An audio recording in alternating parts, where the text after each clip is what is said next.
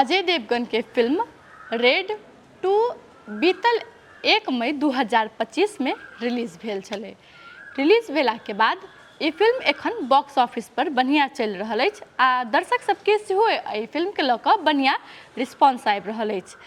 और ई film release भेला के बाद अगर बात कयल जाय एहि फिल्म आबऽ से पहिने के तऽ अजय देवगन के अभिनीत फिल्म 2018 में रिलीज भेल रेड के सीक्वल अछि।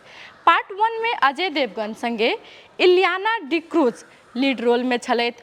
ओहि के बाद पार्ट 2 में इलियाना के रिप्लेस कऽ कऽ वानी कपूर के राखल गेल अछि आ एहिमे विलेन के रोल में रितेश देशमुख अछि।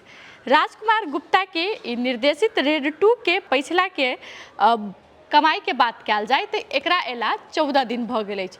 14 दिन में ई क्राइम थ्रिल मूवी ऑफर के कहू तऽ दनादन चलि रहल अछि बिना ऑफरे के। एखन तक ला जे फिल्म सबके ऑफर अबै छै ओ एखन तक ला तेहन आयल नहीं छै, लेकिन ओहि के बावजूदो चलि रहल छै।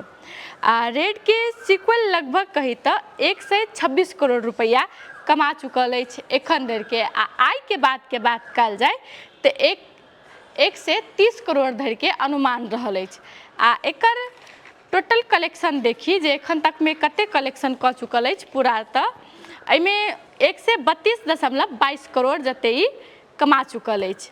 आ ई हफ्ता एकर तेसर हफ्ता शुरू हैत।